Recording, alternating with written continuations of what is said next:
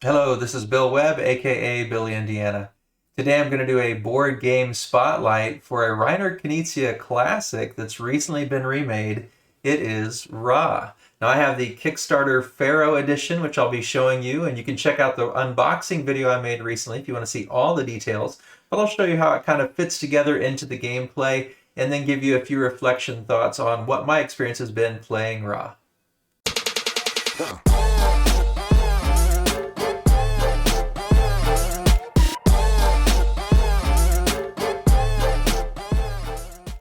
All right, first let me give you an overview of what comes in this Pharaoh Edition. There are multiple player boards. I've pulled 3 out here to kind of just show you a setup of a 3-player game.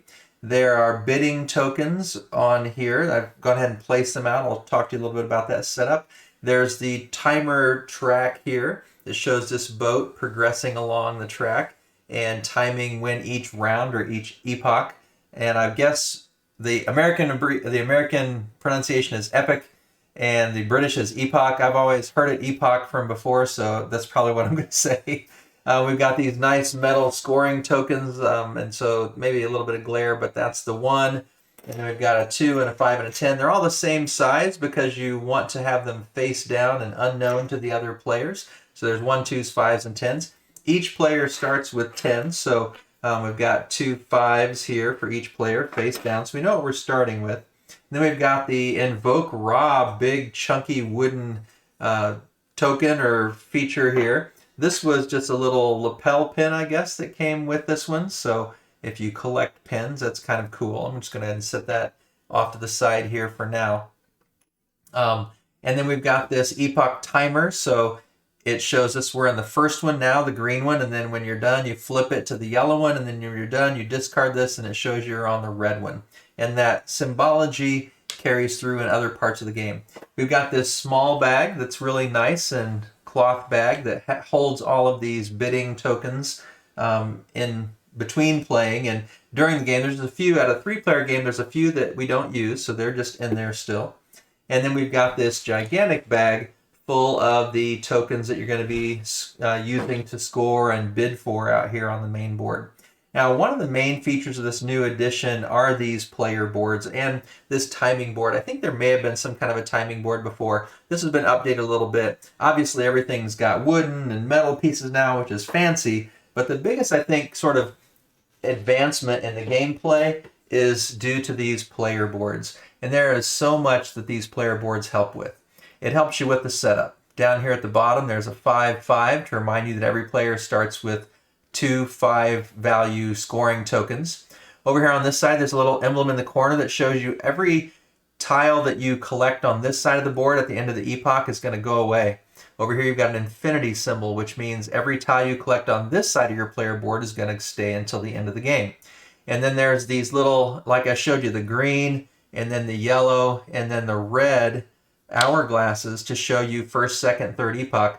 So this shows you the god tiles are going to score on the green, yellow, and the red epochs. So are the gold tiles, so are the civilization tiles, and so are the flood tiles. The Nile tiles as well are going to score at the end of each epoch. Same with Pharaoh. But then these monument tiles only score after the 3rd epoch. So these score every round but disappear at the end of the round.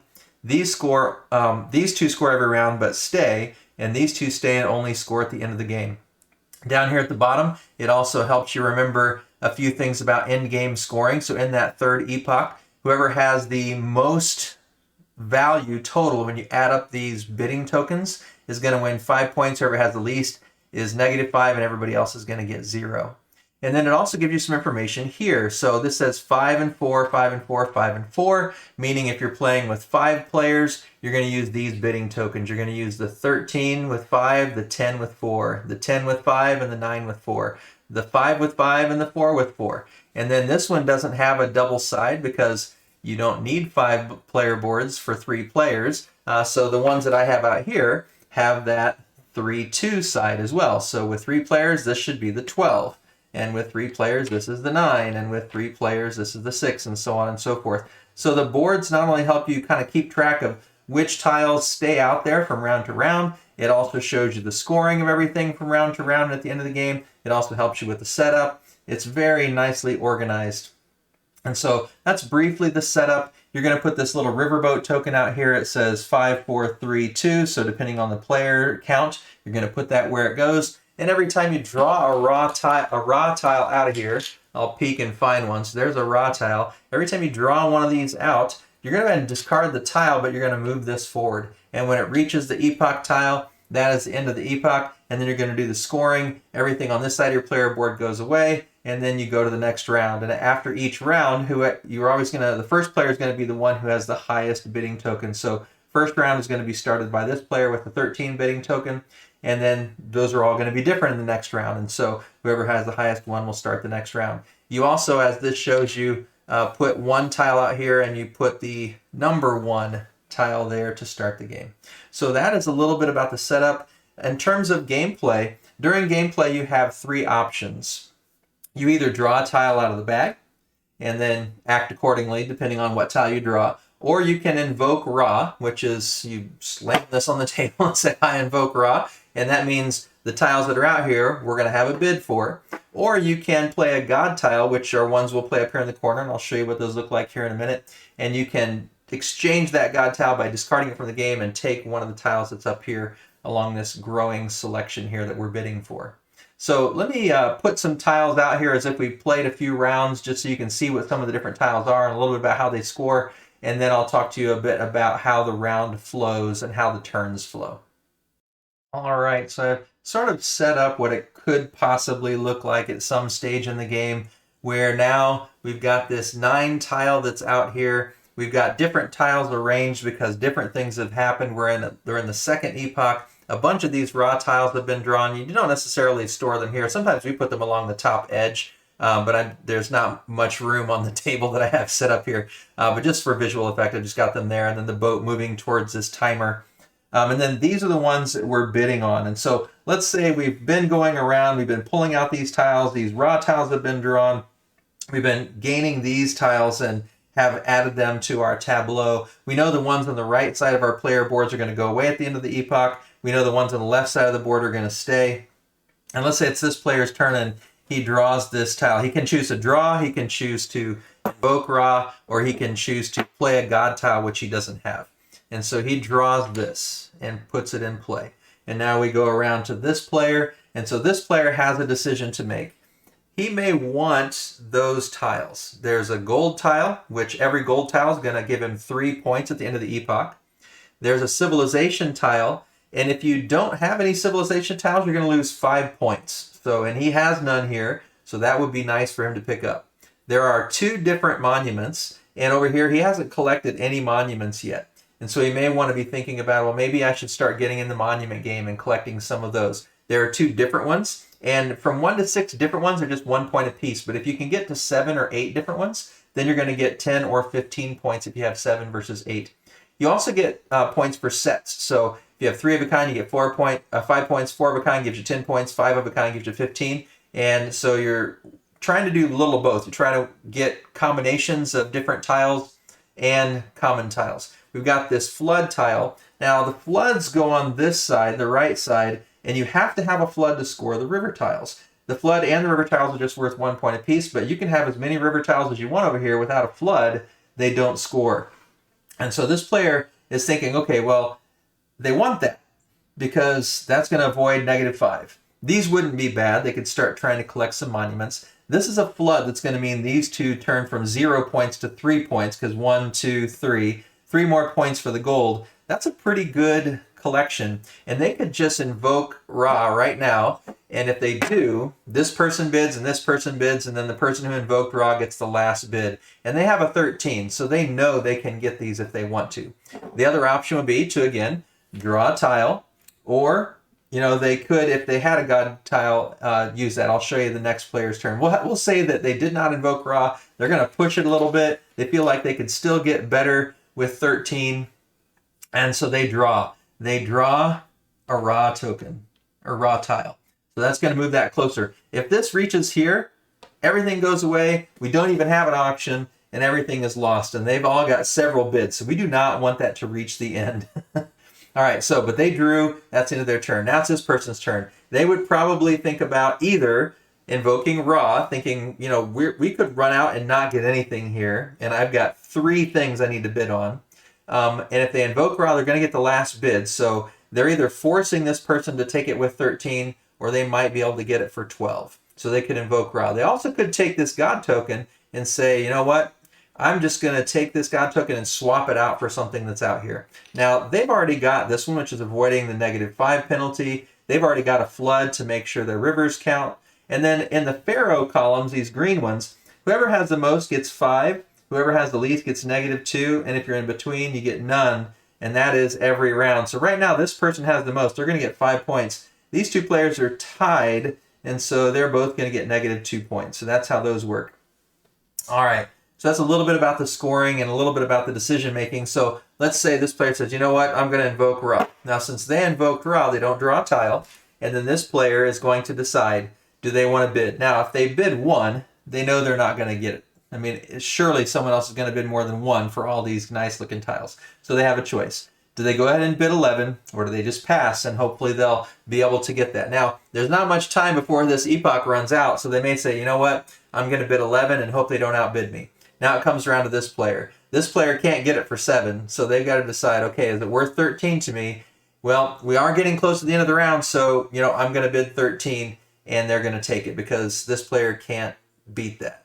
All right, so this goes back, this goes here, and when you're bidding, you're not just bidding on these tiles, you're also bidding on this token because that token is going to come here now. They won't use it this round, but they'll use it the next round. And then they're going to take these tiles. And it's a little squeezy here on this setup, but they're going to put these tiles down here beside their monuments. They're going to put this flood over here, which means they're going to score these rivers. They're going to get another gold tile here to score more points, and they're going to get this here to avoid that -5.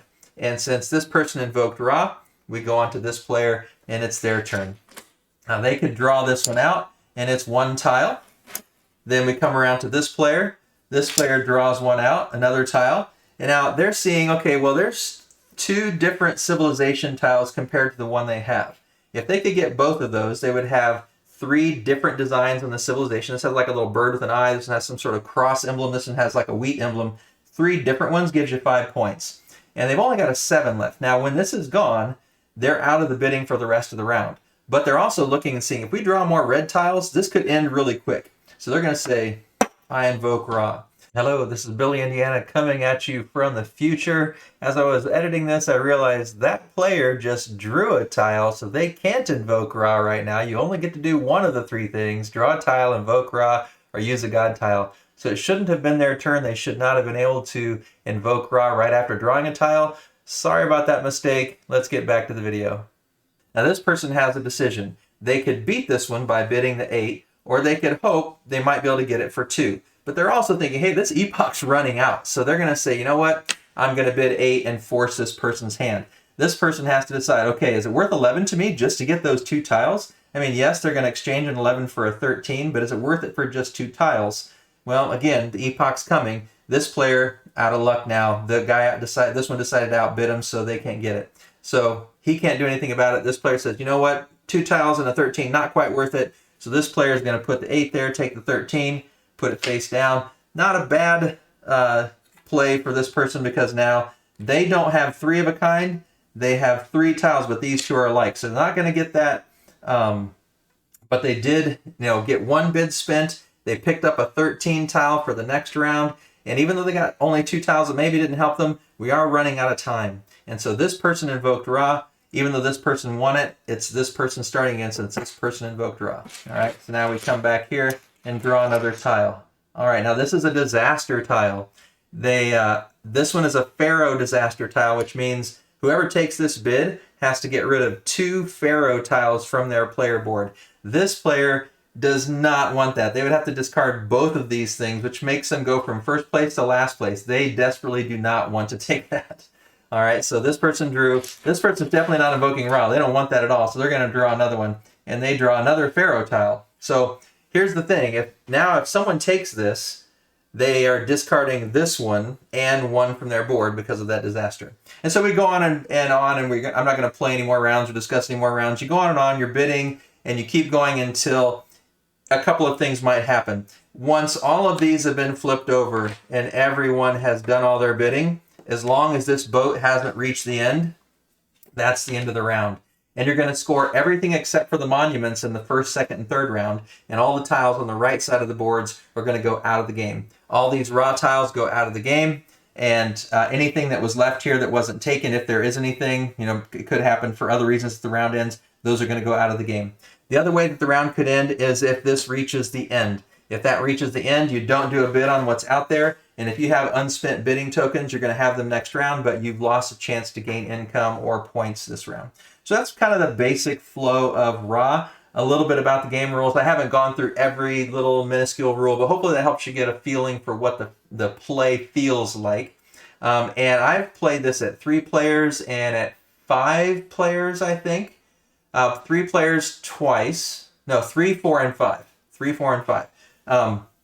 And it plays actually really well at any count. I think anytime you got bidding and auctioning kind of a deal, the more players probably feels better. I haven't played it at 2. I'd like to try it at 2 once with my wife perhaps and see how that goes. You do have a few different things that change. Obviously, the tokens that are out here change based on what the board tells you in terms of setup. You also are going to have a different starting point out here, so the rounds are shorter. So it would be interesting to try. I'd like to try that with 2.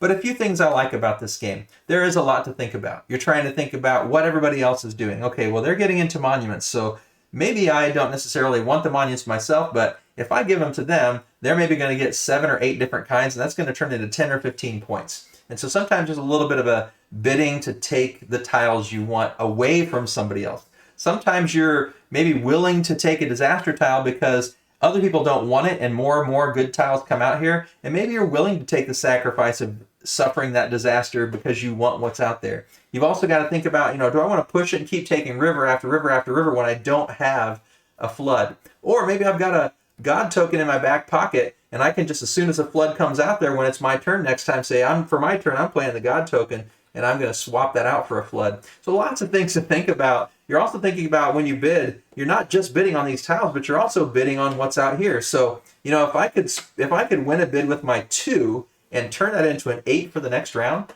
that's a good advantage. So lots of things in terms of when do I want to invoke Ra? If you've got a 1 or a 2, you may want to invoke Ra frequently when there's only 1 or 2 tiles out there, because if someone else's lowest is a 4 or 5, they may not want to spend that on 1 tile. So, or maybe there's things out there other people don't want and they don't really hurt you at all. That's a good time to get rid of your low ones, especially if you can replace it with a bigger one. So just so many different things to think about in this bidding auction style game. Thinking about how you can score each round, thinking about how you can score at the end of the game with the monuments. And then also, like I said, at the end of the game, you're going to look at who has what numbers in their bidding tokens, and whoever has the highest sum is also going to get 5, and whoever has the lowest is going to lose 5. So there's just lots of little details to think about. I've found it to be a really fun game, and it's always interesting. So I've seen this happen a few times where everybody is out but this one person, and they are, and maybe the raw tiles they've come out here. I'll just take them off the board because we don't have enough to fill it up. Let's say we've just been discarding them, and let's say we're right there. The next raw tile is going to end that round, and if the raw tile hits here, there is no auction. So this person knows that whatever they get out here, they're going to get for 1, and they're going to get it an 8. But right now, this player is thinking, I don't really want this because I'm going to have to discard this and this, but push my luck and let's see what I get. And then they get another river. Okay, well, they don't have a flood yet, so that doesn't really help. So let's dig again and see what we can get. And then they pull out a flood. Oh, okay, well, great. Now I can get these points, but man, if I get another Pharaoh here, I would still keep first place. So they just keep digging, and hoping, what can I get? And they pull out a monument. Oh, that helps me even more. And if they can get it all the way to the end, they can take everything out there. But they're pushing their luck because, here's another disaster. Now if they get that, they're going to lose 2 monuments. And so, and it just keeps pushing and pushing. And so, and eventually, and there's another monument. If eventually, let's see if I can find one here, before they get to the end, if they pull this out and end the epoch, they don't get to take any of them. And so it's that push your luck. And when we see that where this one person is just trying to see how much can I get, how much can I get, how much can I get, and they're just trying not to draw that raw token, and everybody else is pounding the table, raw, raw, raw, raw, and just really getting into, hoping that raw tile comes out and that person gets screwed and doesn't get what they want. Just a lot of fun.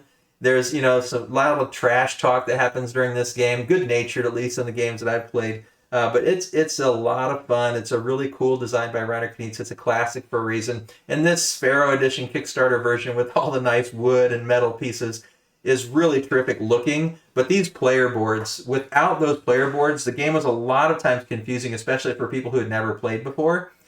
Which tiles do I keep and which tiles do I get rid of? And, you know, but this just makes it so clear. So that is by far, I think, the biggest improvement. So that's a little bit about Ra. You can tell probably from my enthusiasm that I enjoy this game. It's a game that I'll be keeping in my collection. I feel like it's simple enough, especially with these player boards, that people who've played a few board games before wouldn't be too intimidated by it. Probably don't want a total newbie who hasn't really played modern board games to try it right off the bat. It may be a little overwhelming for that kind of a player. But you know, if they've played a few board games before, or they're just really game and excited to try new things, you know, it's not super complicated in the rules set. There's a lot to think about, but it's not that hard to understand the rules. And there's so much good help on the player boards to really help you understand what's going on. I really feel like, well, it's not quite Gateway. It's that kind of Gateway Plus game that you can play with a lot of different kinds of groups. And it doesn't necessarily take that long either. We've had a few games stretch out a bit to closer to an hour, but there's been a few where it's 30 minutes, 45 minutes, and you know, so it's not quite in that filler category necessarily, but you know, it may be combined with a little bit longer game, and you have this kind of medium length game with maybe a longer game for a game night, and this one just brings out that enthusiasm, brings out that fun. Yeah, this is something that I think a lot of people could really enjoy. And if you love bidding and that kind of auction style game and trying to outwit and kind of bluff your way to success, there's a lot of that going on here as well. So lots of strategy, lots of fun. Ra is a game that I think a lot of people could really enjoy, and it is a game that I really enjoy. So hopefully you've enjoyed this quick overview and look through what Ra is, what this new Pharaoh edition from Kickstarter recently looks like. If you've never played Ra and you have questions, leave those in the comments down below. If you have played Ra before, tell me what you like or dislike about it in those comments as well. I'm thankful that you watched the video. If you enjoyed it, it'd be great if you give it a thumbs up. And if you wouldn't mind, it'd be terrific if you'd also choose to subscribe to the channel. As always, thanks for watching. This is Billy, Indiana, signing off.